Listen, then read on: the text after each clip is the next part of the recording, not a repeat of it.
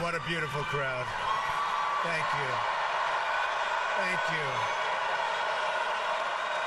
Wow. That's a lot of people, Phoenix. That's a lot of people. Thank you very much. Thank you.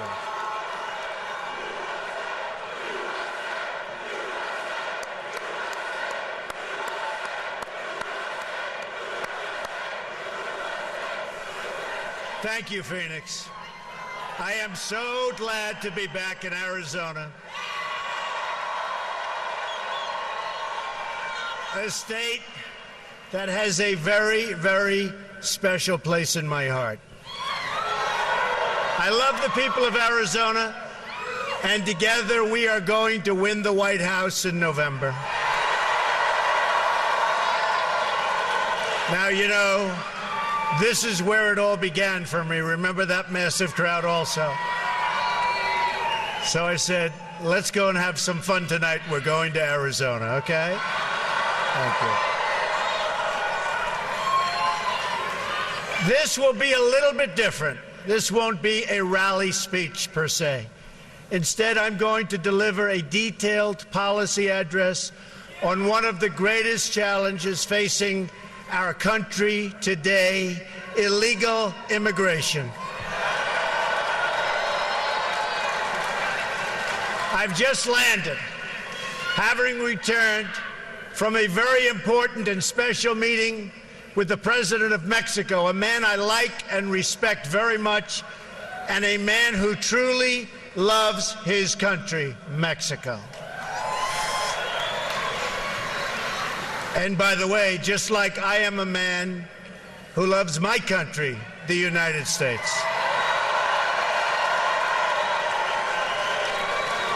We agreed on the importance of ending the illegal flow of drugs, cash, guns, and people across our border, and to put the cartels out of business. We also discussed the great contributions of Mexican-American citizens to our two countries, my love for the people of Mexico, and the leadership and friendship that we have between Mexico and the United States. It was a thoughtful and substantive conversation, and it will go on for a while, and in the end, we're all going to win. Both countries, we're all going to win. This is the first of what I expect will be many, many conversations, and in a Trump administration, we're going to go about creating a new relationship between our two countries, but it's going to be a fair relationship. We want fairness. But to fix our immigration system, we must change our leadership in Washington, and we must change it quickly. Sadly, there is no other way. The truth is, our immigration system is worse than anybody ever realized. But the facts aren't known because the media won't report on them. The politicians won't talk about them. And the special interests spend a lot of money trying to cover them up because they are making an absolute fortune. That's the way it is. Today, on a very complicated and very difficult subject, you will get the truth. The fundamental problem with the immigration system in our country is that it serves the needs of wealthy donors, political activists, and powerful politicians. It's all you can do. Thank you. Thank you. Let me tell you who it does not serve. It does not serve you, the American people. Doesn't serve you. When politicians talk about immigration reform, they usually mean the following: amnesty, open borders, lower wages, immigration reform should mean something else entirely. It should mean improvements to our laws and policies to make life better for American citizens.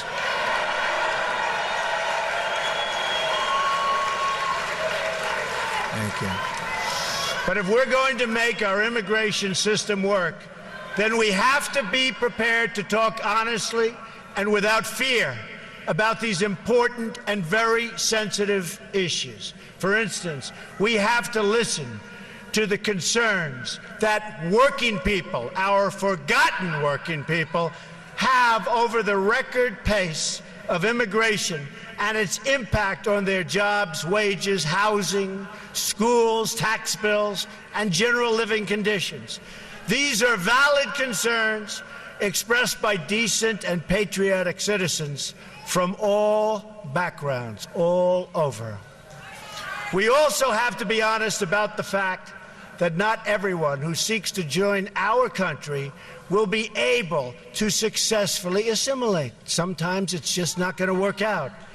It's our right as a sovereign nation to choose immigrants that we think are the likeliest to thrive and flourish and love us.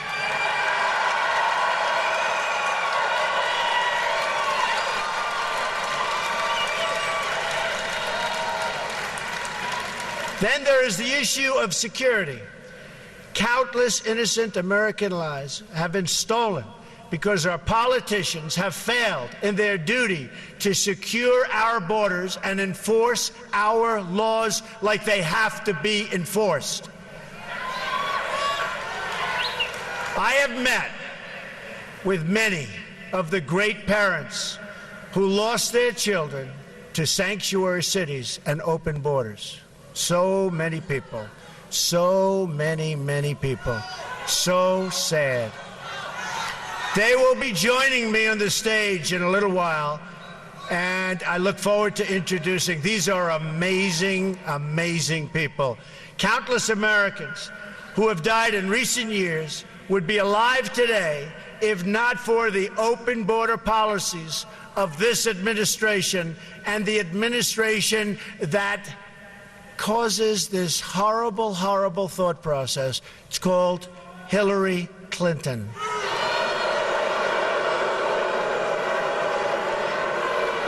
This includes incredible Americans like 21-year-old Sarah Root. The man who killed her arrived at the border, entered federal custody, and then was released into the U.S., think of it, into the U.S. community under the policies of the White House, Barack Obama, and Hillary Clinton. Weak policies. Weak and foolish policies. He was released again after the crime, and now he's out there at large. Sarah had graduated from college with a 4.0, top student in her class, one day before her death. Also among the victims of the Obama-Clinton open border policy was Grant Rohnbeck, a 21-year-old convenience store clerk and a really good guy from Mesa, Arizona. A lot of you have known about Grant. He was murdered by an illegal immigrant gang member previously convicted of burglary, who had also been released from federal custody, and they knew it was going to happen again. Another victim is Kate Steinle, gunned down in the sanctuary city of San Francisco by an illegal immigrant deported 5 previous times, and they knew he was no good. Then there is the case of 90-year-old Earl Olander, who was brutally beaten and left to bleed to death in his home, 90 years old and defenseless. The perpetrators were illegal immigrants with criminal records a mile long who did not meet Obama administration standards for removal. And they knew it was going to happen. In California, a 64-year-old Air Force veteran, a great woman according to everybody that knew her, Marilyn Ferris, was sexually assaulted and beaten to death with a hammer. Her killer had been arrested on multiple occasions, but was never, ever deported, despite the fact that everybody wanted him out. A 2011 report from the Government Accountability Office found that illegal immigrants and other non-citizens in our prisons and jails together had around 25,000 homicide arrests to their names. 25,000. On top of that, illegal immigration costs our country more than $113 billion a year. And this is what we get. For the money we are going to spend on illegal immigration over the next 10 years, we could provide 1 million at-risk students with a school voucher, which so many people are wanting. While there are many illegal immigrants in our country who are good people, many, this doesn't change the fact that most illegal immigrants are lower-skilled workers with less education who compete directly against vulnerable American workers, and that these illegal workers draw much more out from the system than they can ever possibly pay back. And they're hurting a lot of our people that cannot get jobs under any circumstances. But these facts are never reported. Instead, the media and my opponent discuss one thing and only one thing: the needs of people living here illegally. In many cases, by the way, they're treated better than our vets.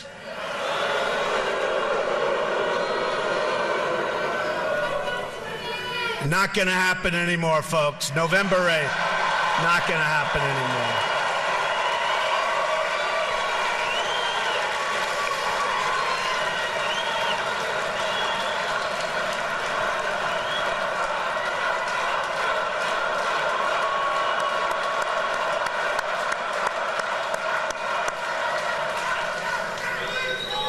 The truth is, the central issue is not the needs of the 11 million illegal immigrants, or however many there may be. And honestly, we've been hearing that number for years. It's always 11 million. Our government has no idea. It could be 3 million, it could be 30 million. They have no idea what the number is. Frankly, our government has no idea what they're doing on many, many fronts, folks. But whatever the number, that's never really been the central issue. It will never be a central issue. It doesn't matter from that standpoint. Anyone who tells you that the core issue is the needs of those living here illegally has simply spent too much time in Washington.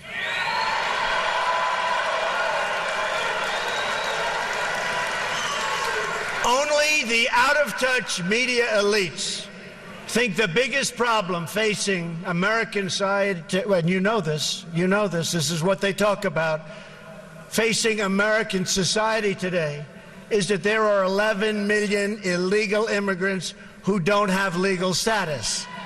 And they also think the biggest thing, and you know this, is not nuclear, it's not ISIS, it's not Russia, it's not China, it's global warming.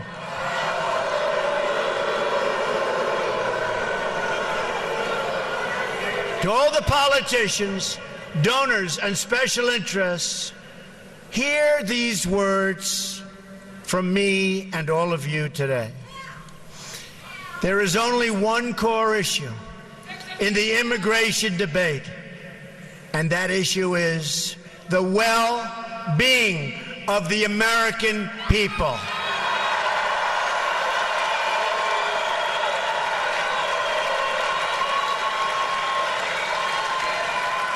Nothing even comes a close second. Hillary Clinton, for instance, talks constantly about her fears that families will be separated. But she's not talking about the American families who have been permanently separated from their loved ones because of a preventable homicide, because of a preventable death, because of murder. No, she's only talking about families who come here in violation of the law.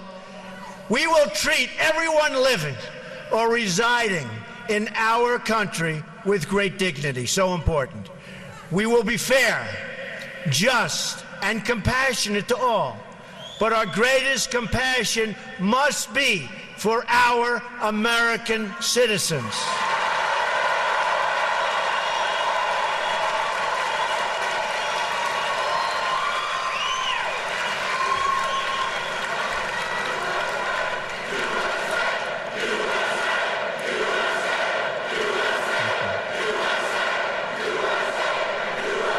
Thank you.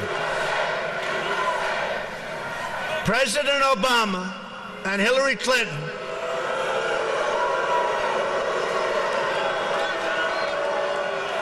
have engaged in gross dereliction of duty by surrendering the safety of the American people to open borders. And you know it better than anybody right here in Arizona. You know it. President Obama and Hillary Clinton support sanctuary cities. They support catch and release on the border. They support visa overstays. They support the release of dangerous criminals from detention. And they support unconstitutional executive amnesty. Hillary Clinton has pledged amnesty in her first 100 days, and her plan will provide Obamacare, Social Security, and Medicare for illegal immigrants, breaking the federal budget.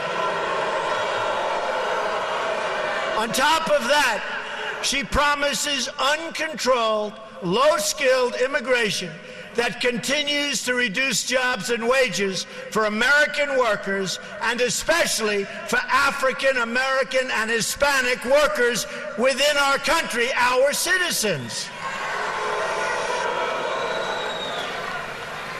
Most incredibly, because to me this is unbelievable, we have no idea who these people are, where they come from.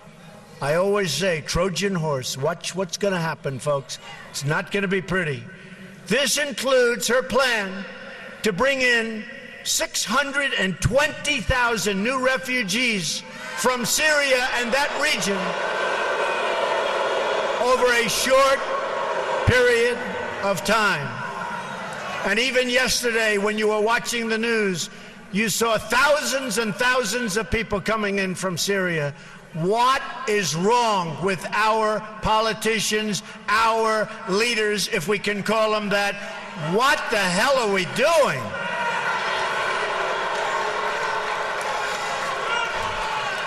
Hard to believe, hard to believe. Now that you've heard about Hillary Clinton's plan, about which she has not answered a single question, let me tell you about my plan. And you notice all the time, for weeks and weeks, they're debating my plan, debating it, talking about it. What about this? What about that? They never even mention her plan on immigration because she doesn't want to get into the quagmire. It's a tough one. She doesn't know what she's doing except open borders and let everybody come in and destroy our country, by the way. While Hillary Clinton meets only with donors and lobbyists, my plan was crafted with the input from federal immigration officers, very great people, among the top immigration experts anywhere in this country who represent workers, not corporations. Very important to us. I also worked with lawmakers who've led on this issue on behalf of American citizens for many years. And most importantly, I've met with the people directly impacted by these policies. So important. Number one, are you ready? Are you ready? We will build a great wall along the southern border.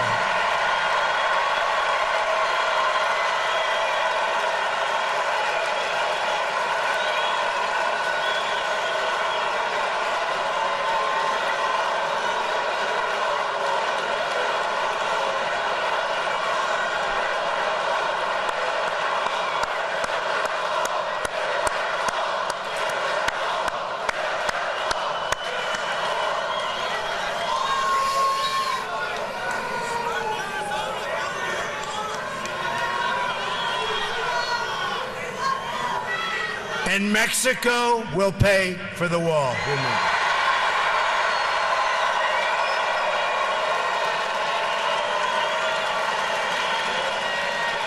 %100%.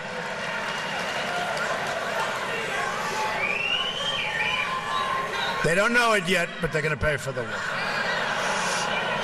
And they're great people and great leaders, but they're going to pay for the wall. On day one, we will begin working on an impenetrable, physical, tall, powerful, beautiful southern border wall.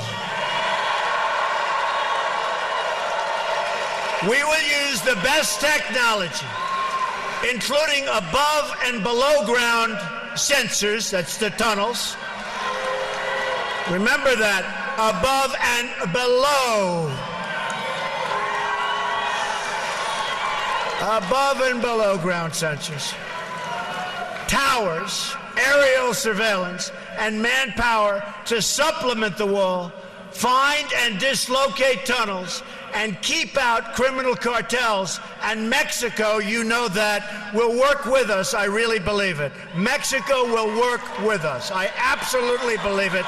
And especially after meeting with their wonderful, wonderful president today, I really believe they want to solve this problem along with us, and I'm sure they will. Number two, we are going to end catch and release. We catch them? Oh, go ahead. We catch them? Go ahead. Under my administration, anyone who illegally crosses the border will be detained until they are removed out of our country and back to the country from which they came.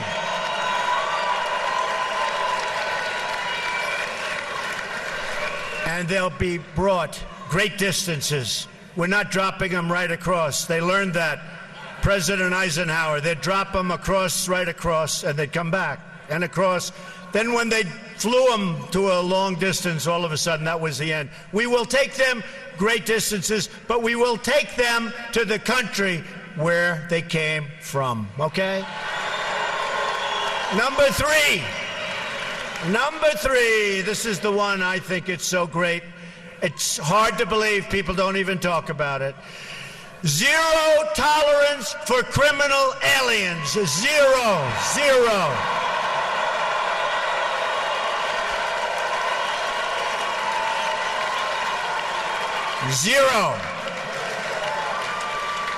They don't come in here. They don't come in here. According to federal data, there are at least 2 million, think of it, criminal aliens now inside of our country. 2 million people, criminal aliens. We will begin moving them out day one, as soon as I take office, day one, in joint operation with local, state, and federal law enforcement. Now, just so you understand, the police, who we all respect. Say hello to the police. Boy, they don't get the credit they deserve, I can tell you. They're great people. But the police and law enforcement, they know who these people are. They live with these people. They get mocked by these people. They can't do anything about these people, and they want to. They know who these people are. Day one, my first hour in office, those people are gone.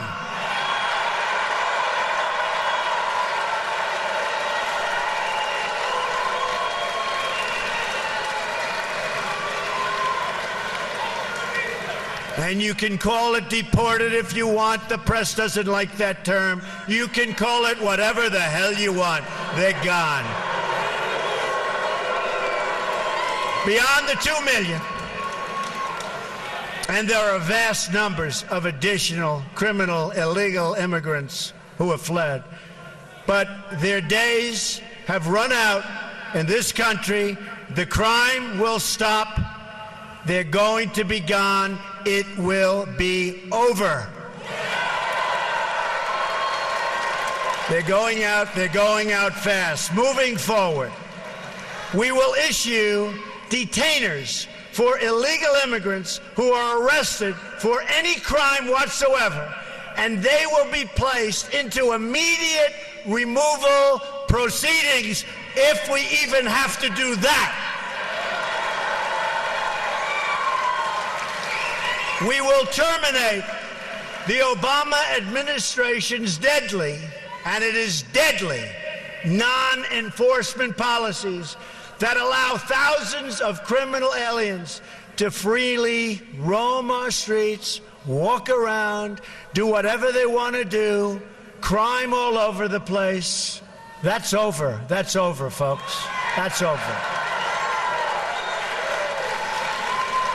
Since 2013 alone, the Obama administration has allowed 300,000 criminal aliens to return back into United States communities. These are individuals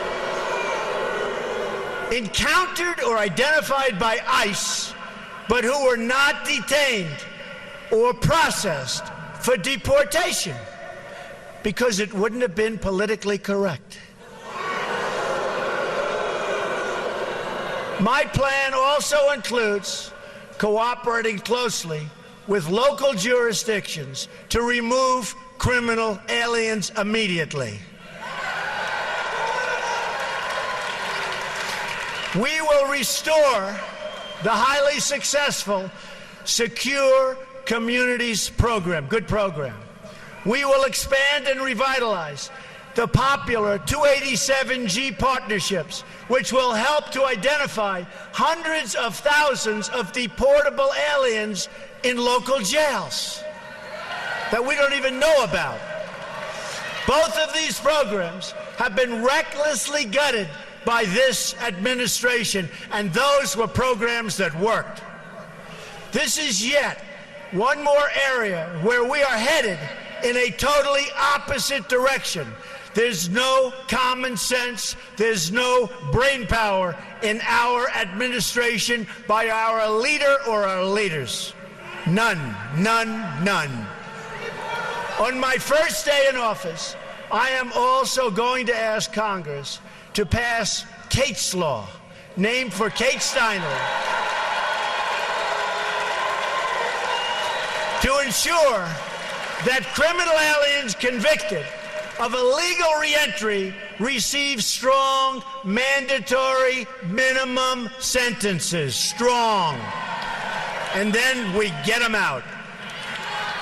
Another reform I'm proposing is the passage of legislation named for Detective Michael Davis and Deputy Sheriff Danny Oliver, two law enforcement officers recently killed by a previously deported illegal immigrant. The Davis-Oliver bill will enhance cooperation with state and local authorities to ensure that criminal immigrants and terrorists are swiftly, really swiftly, identified and removed. And they will go fast. Believe me, they're going to go fast. We are going to triple the number of ICE deportation officers. Within ICE, I am going to create a new special deportation task force focused on identifying and quickly removing the most dangerous criminal illegal immigrants in America who have evaded justice, just like Hillary Clinton has evaded justice, okay?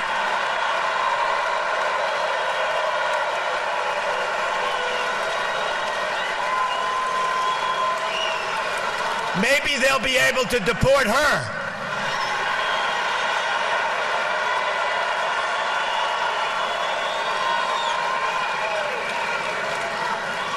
The local police, who know every one of these criminals, and they know each and every one by name, by crime, where they live, they will work so fast, and our local police will be so happy that they don't have to be abused by these thugs anymore.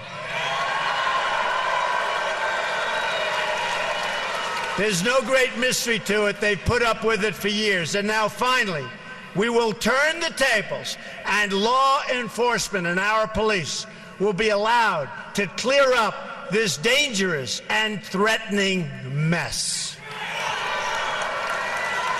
We're also going to hire 5,000 more Border Patrol agents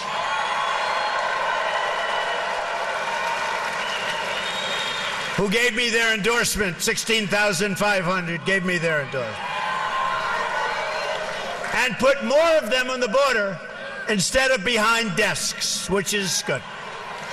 We will expand the number of Border Patrol stations significantly. I've had a chance to spend time with these incredible law enforcement officers, and I want to take a moment to thank them. What they do is incredible.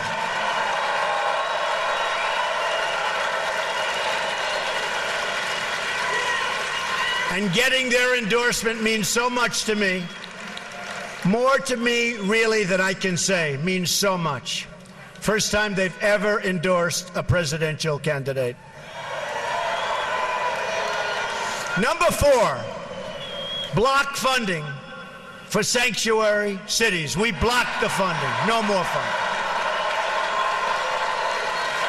We will end the sanctuary cities that have resulted in so many needless deaths. Cities that refuse to cooperate with federal authorities will not receive taxpayer dollars, and we will work with Congress to pass legislation to protect those jurisdictions that do assist federal authorities. Number 5. Cancel unconstitutional executive orders and enforce all immigration laws. We will immediately terminate President Obama's 2 illegal executive amnesties in which he defied federal law and the Constitution to give amnesty to approximately 5 million illegal immigrants. 5 million. And how about all of the millions that are waiting online, going through the process legally? So unfair.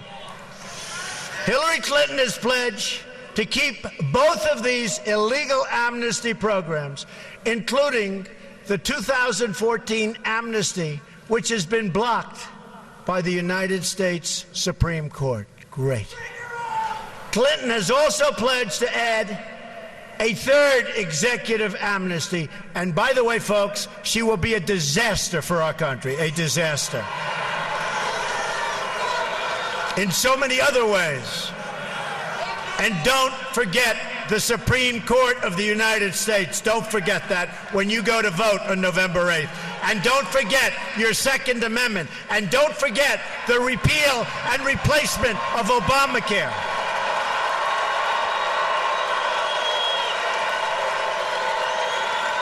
And And don't forget building up our depleted military. And don't forget taking care of our vets. Don't forget our vets.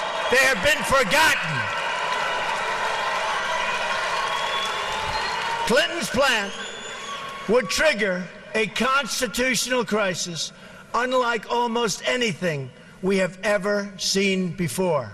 In effect, she would be abolishing the lawmaking powers of Congress in order to write her own laws from the Oval Office. And you see what bad judgment she has. She has seriously bad judgment. Can you imagine? In a Trump administration, all immigration laws will be enforced. As with any law enforcement activity, we will set priorities. But unlike this administration, no one will be immune or exempt from enforcement. And ICE and Border Patrol officers will be allowed to do their jobs the way their jobs are supposed to be done.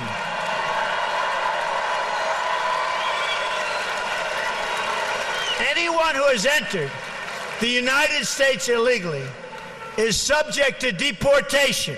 That is what it means to have laws and to have a country. Otherwise, we don't have a country.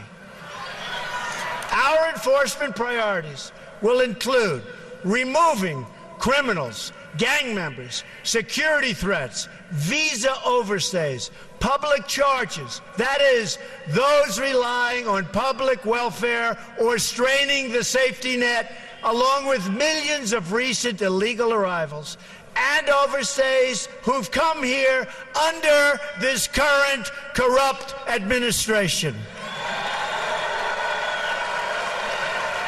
Number 6, we are going to suspend the issuance of visas to any place where adequate screening cannot occur. According to data provided by the Senate Subcommittee on Immigration and the National Interest, between 9/11 and the end of 2014, at least 380 foreign-born individuals were convicted in terror cases inside the United States. And even right now, the largest number of people are under investigation for exactly this that we've ever had in the history of our country. Our country is a mess. We don't even know what to look for anymore, folks. Our country has to straighten out, and we have to straighten out fast. The number is likely higher, but the administration refuses to provide this information even to Congress. As soon as I enter office, I am going to ask the Department of State, which has been brutalized by Hillary Clinton, brutalized, Homeland Security, and the Department of Justice to begin a comprehensive review of these cases in order to develop a list of regions and countries from which immigration must be suspended until proven and effective vetting mechanisms can be put in place. I call it extreme vetting, right? Extreme vetting. I want extreme. It's going to be so tough. And if somebody comes in, that's fine, but they're going to be good. It's extreme. And if people don't like it, we got to have a country, folks. Got to have a country. Countries from which immigration will be suspended would include places like Syria and Libya. And we are going to stop the tens of thousands of people coming in from Syria. We have no idea who they are, where they come from. There's no documentation. There's no paperwork. It's going to end badly, folks. It's going to end very, very badly. For the price of resettling one refugee in the United States, 12 could be resettled in a safe zone in their home region, which I agree with 100%. We have to build safe zones, and we'll get the money from the Gulf states. We don't want to put up the money. We owe almost $20 trillion. Double since Obama took office, our national debt. But we will get the money from Gulf states and others. We'll supervise it. We'll build safe zones, which is something that I think all of us want to see. Another reform involves new screening tests for all applicants that include, and this is so important, especially if you get the right people, and we will get the right people, an ideological certification to make sure that those we are admitting to our country share our values and love our people.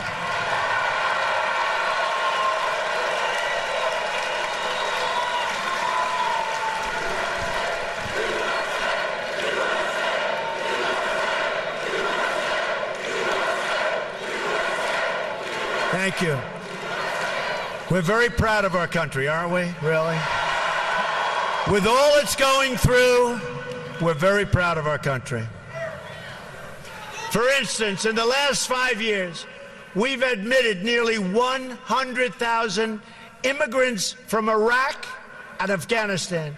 In these two countries, according to Pew Research, a majority of residents say that the barbaric practice of honor killings against women are often or sometimes justified. That's what they say.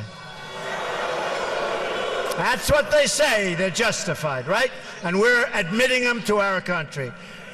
Applicants will be asked for their views about honor killings, about respect for women and gays and minorities, attitudes on radical Islam, which our president refuses to say, and many other topics as part of this vetting procedure. And if we have the right people doing it, believe me, very, very few will slip through the cracks. Hopefully, none. Number 7, we will ensure that other countries take their people back when we order them deported. There are at least 23 countries that refuse to take their people back after they've been ordered to leave the United States, including large numbers of violent criminals. They won't take them back, so we say, okay, we'll keep them. Not going to happen with me, folks. Not going to happen with me.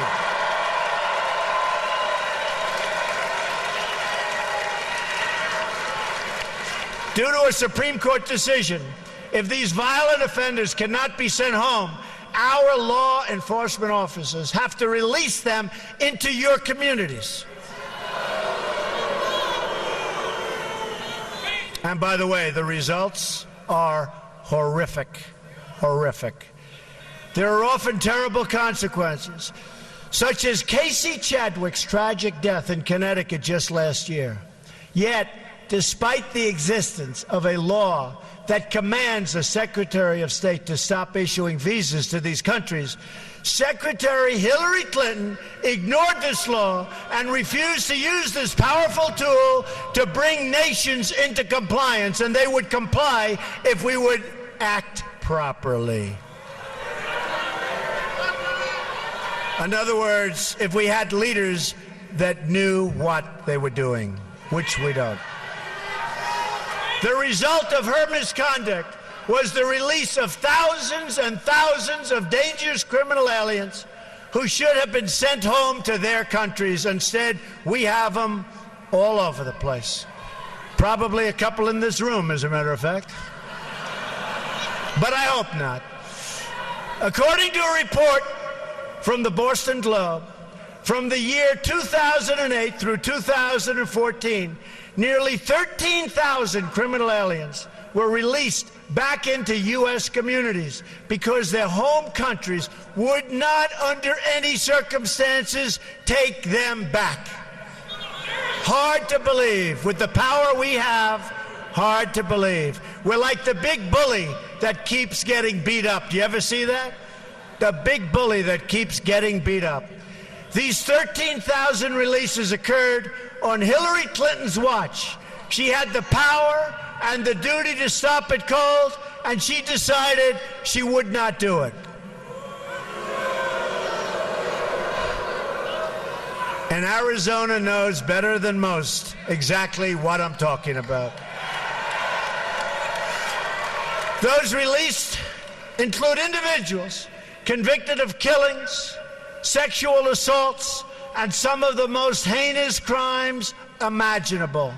The Boston Globe writes that a Globe review of 323 criminals released in New England from 2008 to 2012 found that as many as 30% committed new offenses, including rape, attempted murder, and child molestation. We take them. We take them.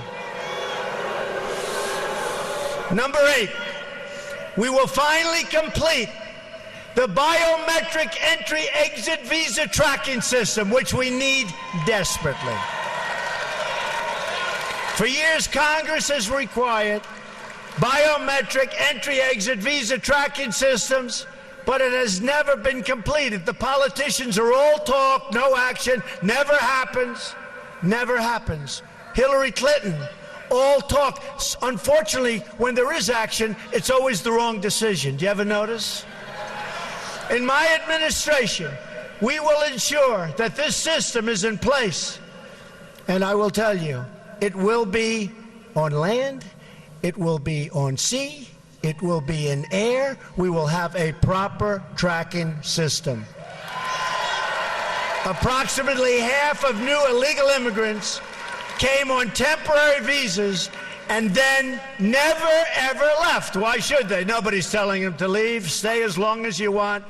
We'll take care of you. Beyond violating our laws, visa overstays pose, and they really are a big problem, pose a substantial threat to national security.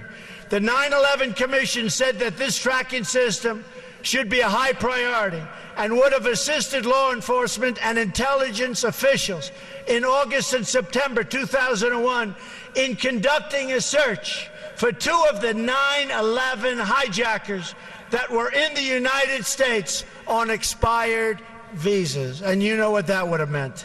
What that could have meant. Wouldn't that have been wonderful, right? What that could have meant. Last year alone, nearly 500,000 individuals overstayed their temporary visas. Removing visa overstays will be a top priority of my administration. If people around the world believe they can just come on a temporary visa and never, ever leave, the Obama-Clinton policy, that's what it is, then we have a completely open border and we no longer have a country. We must send a message that visa expiration dates will be strongly enforced. Number 9, we will turn off the jobs and benefits magnet. We will ensure that E-Verify is used to the fullest extent possible under existing law, and we will work with Congress to strengthen and expand its use across the country. Immigration law doesn't exist for the purpose of keeping criminals out. It exists to protect all aspects of American life: the work site, the welfare office, the education system, and everything else. That is why immigration limits are established in the first place. If we only enforce the laws against crime, then we have an open border to the entire world. We will enforce all of our immigration laws.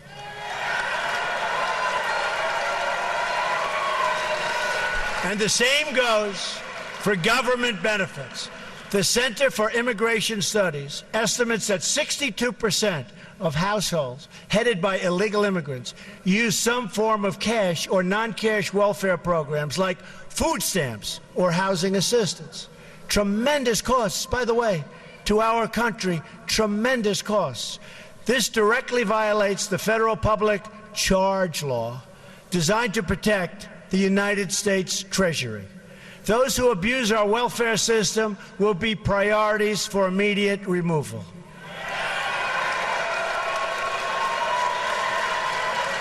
Number 10, we will reform legal immigration to serve the best interests of America and its workers, the forgotten people, workers. We're going to take care of our workers.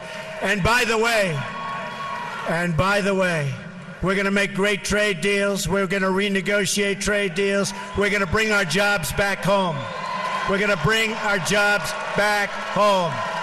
We have the most incompetently worked trade deals ever negotiated, probably in the history of the world. And that starts with NAFTA. And now they want to go TPP, one of the great disasters. We're going to bring our jobs back home. And if companies want to leave Arizona, and if they want to leave other states, there's going to be a lot of trouble for them. It's not going to be so easy. There will be consequence. Remember that. There will be consequence. They're not going to be leaving, go to another country, make the product, sell it into the United States, and all we end up with is no taxes and total unemployment. It's not going to happen. There will be consequences.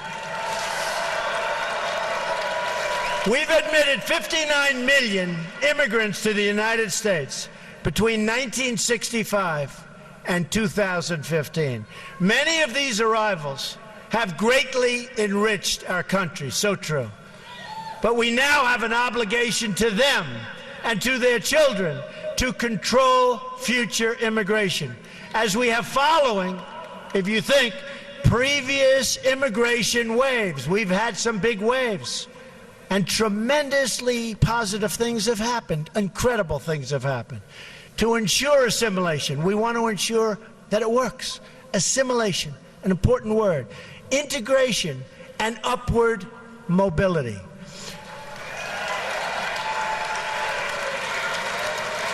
Within just a few years, immigration as a share of national population is set to break all historical records. The time has come for a new immigration commission to develop a new set of reforms to our legal immigration system in order to achieve the following goals: to keep immigration levels measured by population share within historical norms, to select immigrants based on their likelihood of success in U.S. society and their ability to be financially self-sufficient.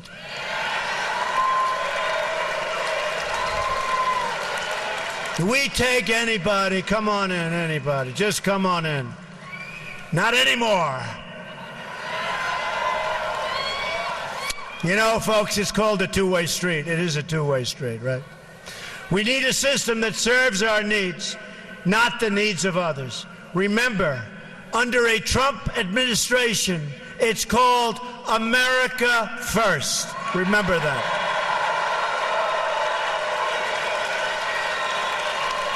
To choose immigrants based on merit, skill, and proficiency. Doesn't that sound nice? And to establish new immigration controls, to boost wages, and to ensure that open jobs are offered to American workers first, and that, in particular, African American and Latino workers who are being shut out in this process so unfairly.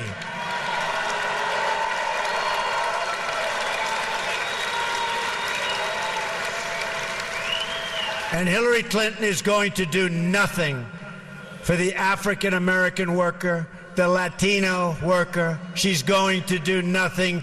Give me your vote, she says, on November 8th. And then she'll say, so long, see you in 4 years. That's what it is. She is going to do nothing. And just look at the past. She's done nothing. She's been there for 35 years. She's done nothing. And I say, what do you have to lose? Choose me. Watch how good we're going to do together. Watch. You watch.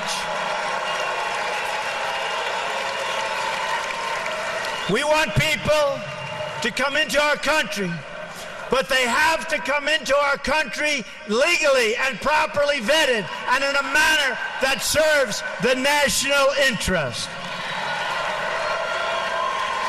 We've been living under outdated immigration rules from decades ago. They're decades and decades old. To avoid this happening in the future, I believe we should sunset our visa laws so that Congress is forced to periodically revise and revisit them to bring them up to date. They're archaic, they're ancient.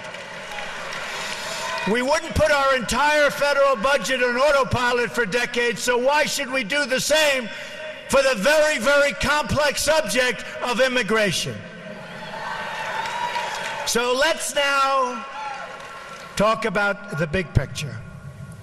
These 10 steps, if rigorously followed and enforced, will accomplish more in a matter of months than our politicians have accomplished on this issue in the last 50 years. It's what's going to happen, folks. Because I am proudly not a politician, because I am not beholden to any special interest, I've spent a lot of money on my campaign, I'll tell you. I write those checks. Nobody owns Trump. I will get this done for you and for your family. We'll do it right. You'll be proud of our country again. We'll do it right. We will accomplish all of the steps outlined above. And when we do, peace and law and justice and prosperity will prevail. Crime will go down.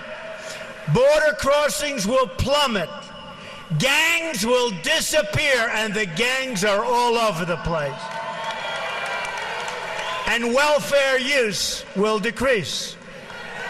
We will have a peace dividend to spend on rebuilding America, beginning with our American inner cities. We're going to rebuild them for once and for all. For those here illegally today who are seeking legal status, they will have one route and one route only: to return home and apply for reentry like everybody else under the rules of the new legal immigration system that I have outlined above. Those who have left to seek entry, thank you.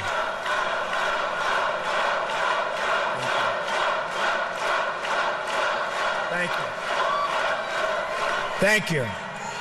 Those who have left to seek entry under this new system, and it will be an efficient system, will not be awarded surplus visas, but will have to apply for entry under the immigration caps or limits that will be established in the future.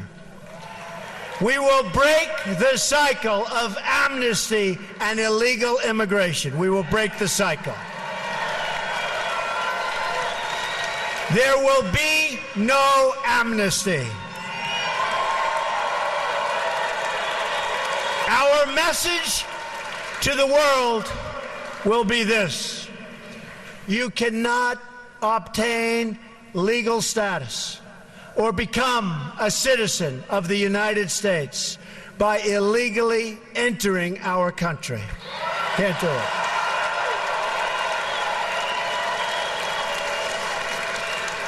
This declaration alone will help stop the crisis of illegal crossings and illegal overstays, very importantly. People will know that you can't just smuggle in, hunker down, and wait to be legalized. Not going to work that way. Those days are over.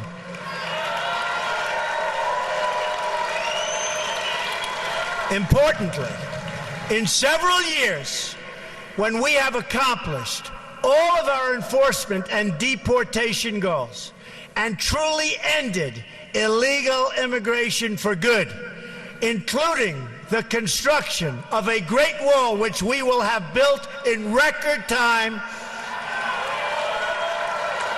and at a reasonable cost, which you never hear from the government, and the establishment of our new lawful immigration system, then and only then will we be in a position to consider the appropriate disposition of those individuals who remain. That discussion can take place only in an atmosphere in which illegal immigration is a memory of the past, no longer with us, allowing us to weigh the different options available based on the new circumstances at the time.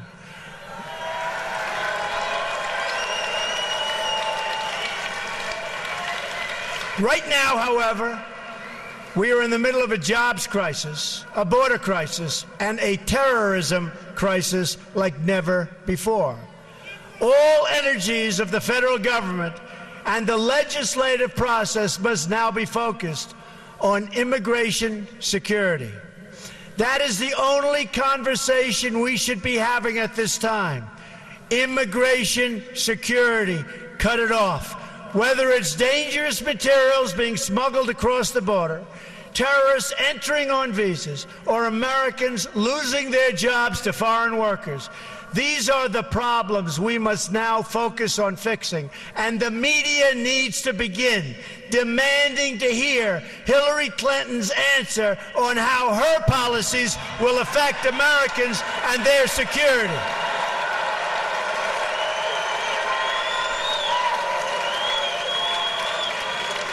These are matters of life and death for our country and its people, and we deserve answers from Hillary Clinton. And you notice she doesn't answer. She didn't go to Louisiana. She didn't go to Mexico. She was invited. She doesn't have the strength or the stamina to make America great again, believe me.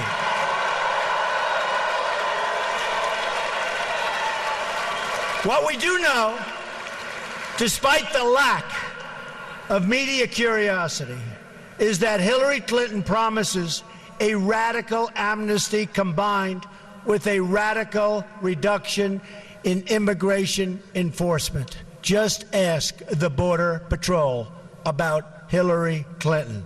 You won't like what you're hearing.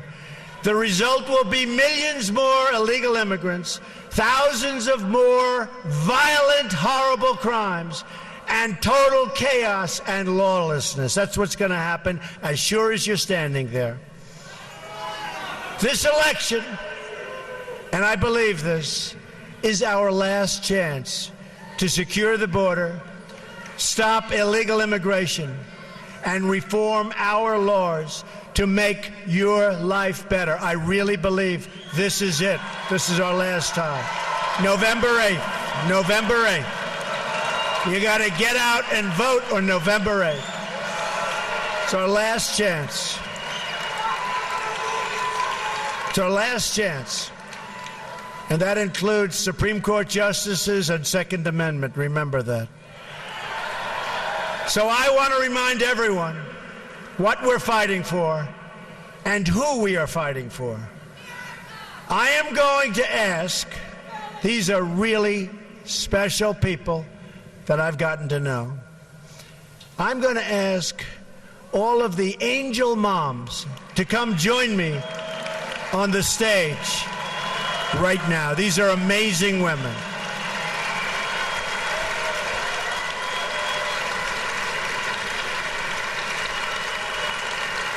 These are amazing people.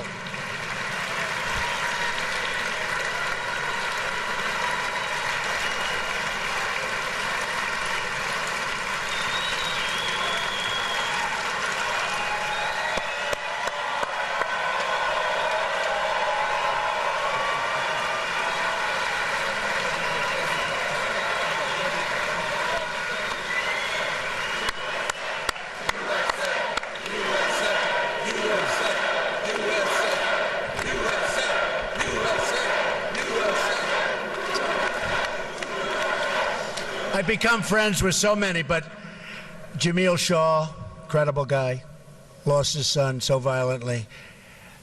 Say just a few words about your child. My son, Ronald da Silva, was murdered April 27, 2002 by an illegal alien who had been previously deported.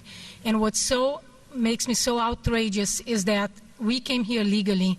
Thank you, Mr. Trump. I totally support you. You have my vote. Thank you. Thank you. Thank you. God bless you.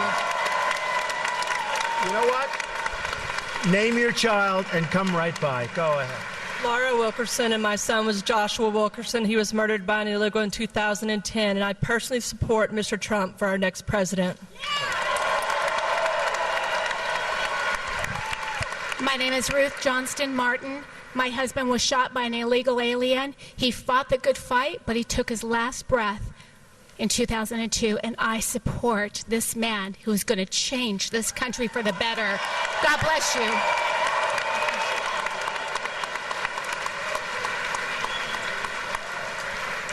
My name is Maureen Maloney, and our son Matthew Denise was 23 years old when he was dragged a quarter of a mile to his death by an illegal alien, while horrified witnesses were banging on the truck trying to stop him.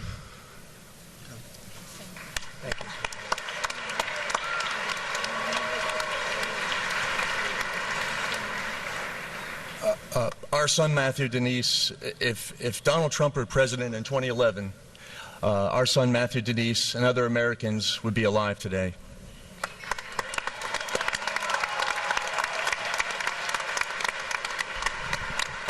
Thank you. My name is Kathy Woods. My son Steve, a high school senior, 17 years old, went to the beach after a high school football game. The local gang came along, 9 members. The cars were battered to like war in Beirut, and all I can say is they murdered him, and if Mr. Trump had been in office then, the border would have been secure and our children would not be dead today.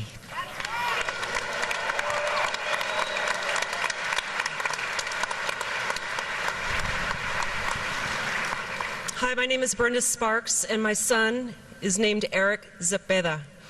He was raised by a legal immigrant from Honduras, only to be murdered by an illegal in 2011. His murderer never did a second in handcuffs or jail. Got away with killing an American. So I'm voting for Trump. And by the way, so is my mother.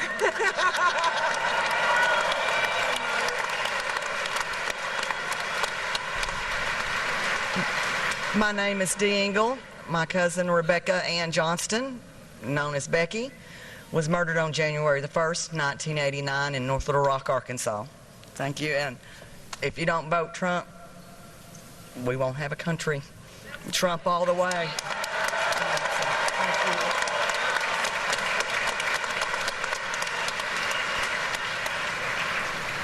I'm Shannon Estes, and my daughter Shaylee Estes, 22 years old, was murdered here in Phoenix last July 24th by a Russian who overstayed his visa. And vote Trump.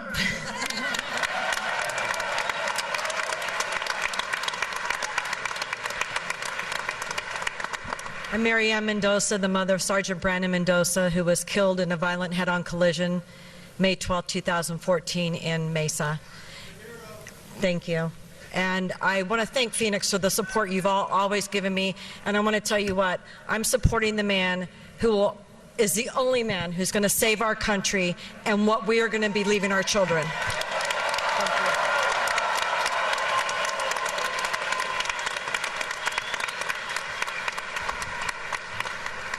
I'm Steve Ronnebeck, father of Grant Ronnebeck, 21 years old, killed January 22nd, 2015 by an illegal immigrant who shot him in the face.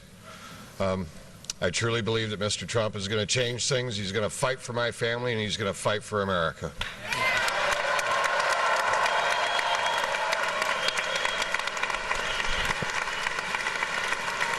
These are amazing people. And I'm not asking for their endorsement, believe me that. I just think I've gotten to know so many of them and many more from our group. But they are incredible people, and what they're going through is incredible, and there's just no reason for it. So let's give them a really tremendous hand.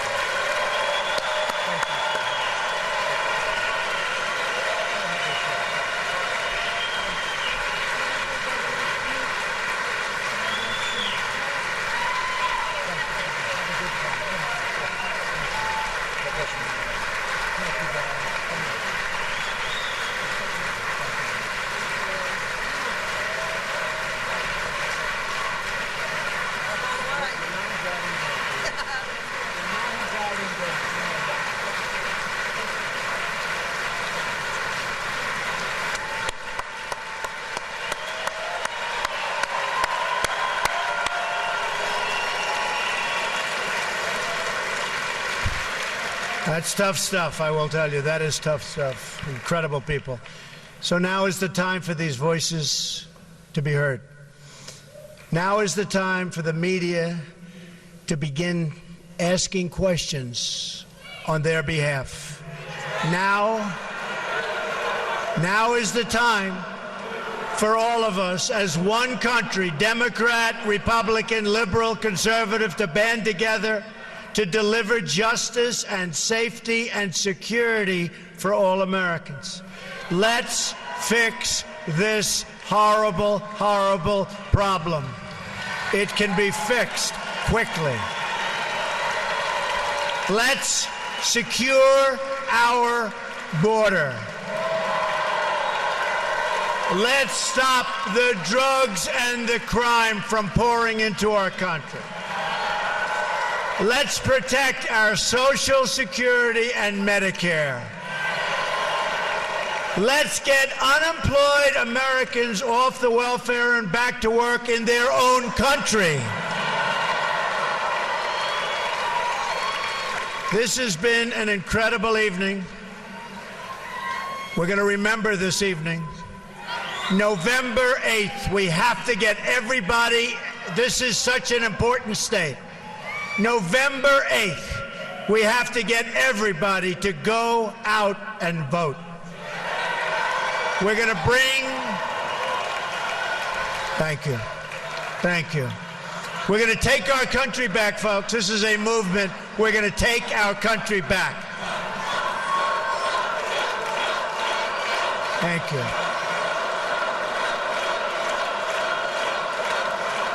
Thank you. This is an incredible movement. The world is talking about it. The world is talking about it. And by the way, if you haven't been looking at what's been happening at the polls over the last 3 or 4 days, I think you should start looking. You should start looking.